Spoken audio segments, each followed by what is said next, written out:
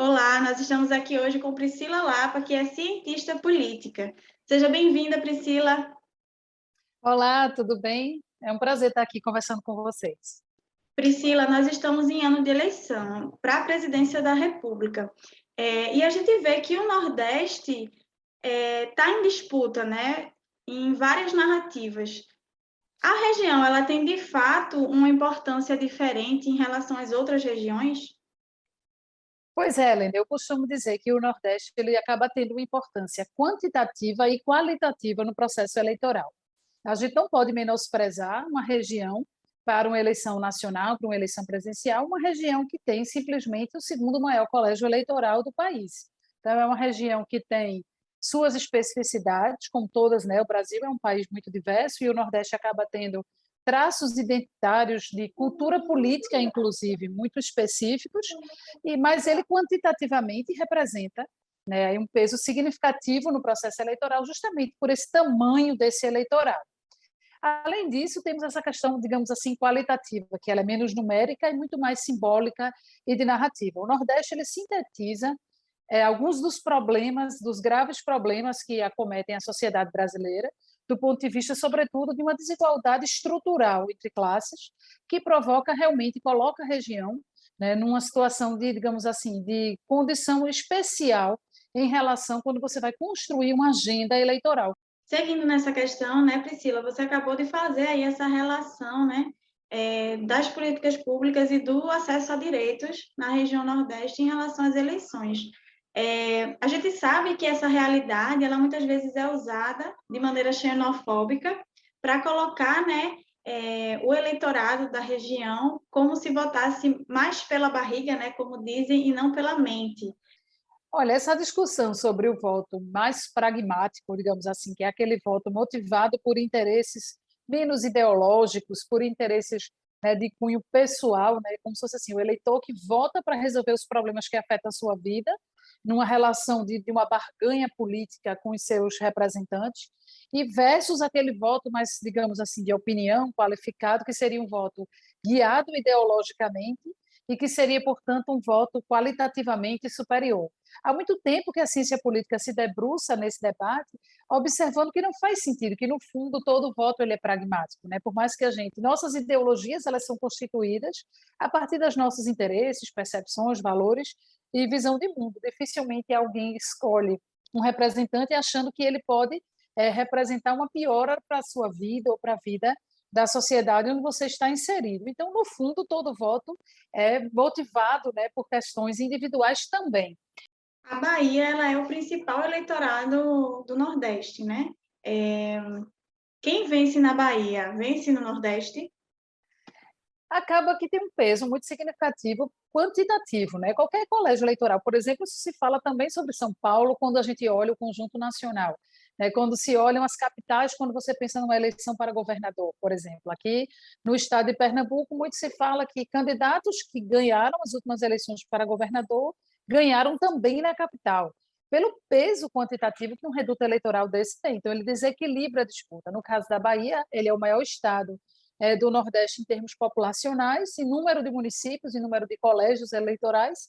Então, acaba que a Bahia se torna, sim, um centro, né, um distrito eleitoral muito importante, né, para definir, né, o rumo da eleição nacional, impactar nessa eleição presidencial.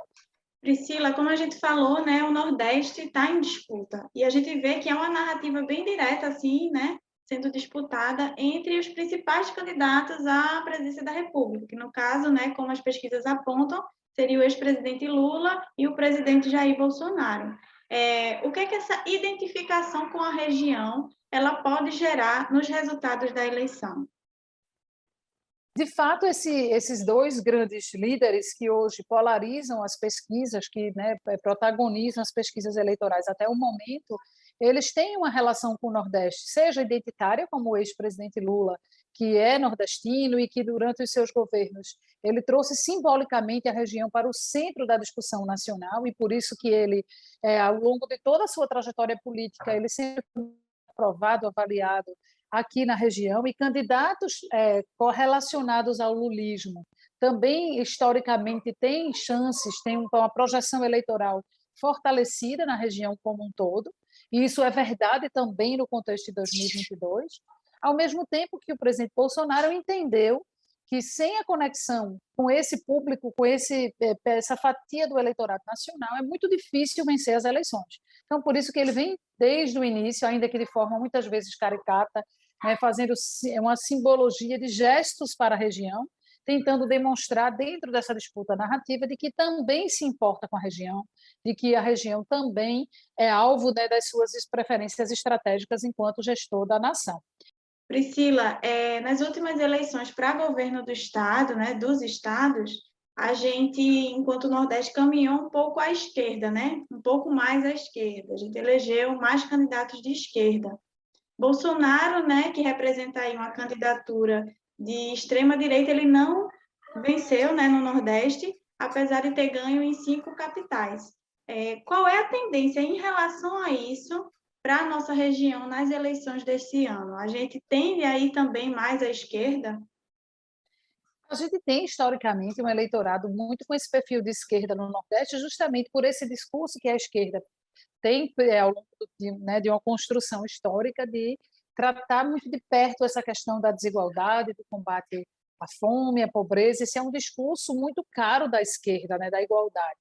Então, acaba que existe, sim, uma identificação, né, prioritária na região para esse tipo de candidatura colocada nesse sentido, né? Porém, as coisas vão mudando, a gente tem novas dinâmicas econômicas, o interior do Nordeste hoje, as médias cidades, elas passam por um processo de urbanização, o campo vem perdendo muito espaço, né, em cidades muito estratégicas que são fora do eixo metropolitano tradicional da região Nordeste.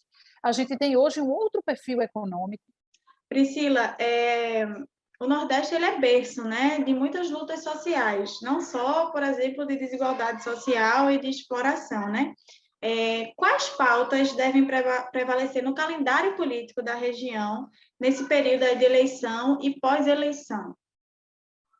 Eu acredito que mais uma vez, a pauta econômica, ela faz muita diferença aqui para a região. Eu acho que a prioridade do momento é a gente acabar com esse quadro de pobreza e miséria que realmente ele está impactando em todo o Brasil. As grandes metrópoles tinham observado isso, mas no Nordeste isso tem sido, né, muito forte, da perda de oportunidades que haviam sido conquistadas nos últimos anos. Então, eu acho que essa questão da pobreza, da base da pirâmide, ela volta com muita força para esse debate.